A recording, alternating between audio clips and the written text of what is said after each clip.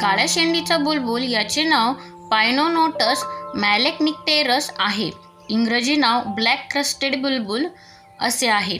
ही भारतीय उपखंडातील भारत, नेपाळ, भूतान, श्रीलंका इत्यादी देश तसेच थायलंड, मलेशिया, इंडोनेशिया इत्यादी आग्नेय आशिया देशांमध्ये आढळणारी वल्गोवद्याद्य पक्षीकुळातील पक्ष्यांची एक प्रजाती आहे.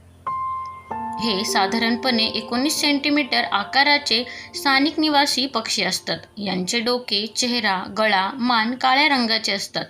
डोक्यावर काळ्या रंगाची शेंडी असते आणि उर्वरित भागाचा रंग गर्द पिवळा असतो. यांचे डोळे फिकट पिवळे असतात. या पक्ष्यांमधील नर मादी दिसायला सारखेच असतात. माणिककुंठी बुलबुल हे काळ्या शेंडीच्या बुलबुलांसारखे दिसणारे वल्गोवद्याद्य कुळातील अन्य एका प्रजातीचे पक्षी आहेत.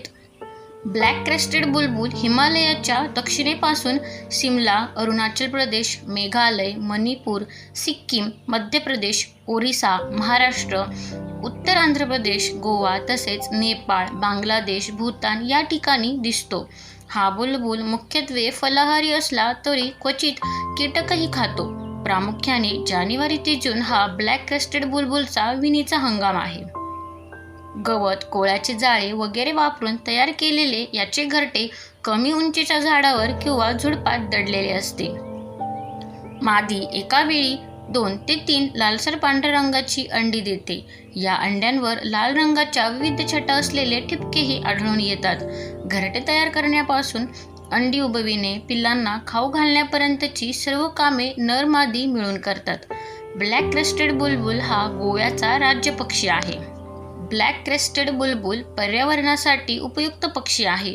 तो झाडांची बीज पसरवतो, कीटकांची संख्या नियंत्रणात ठेवतो, जंगलातील जैवविविधता टिकवण्यात मदत करतो. धन्यवाद.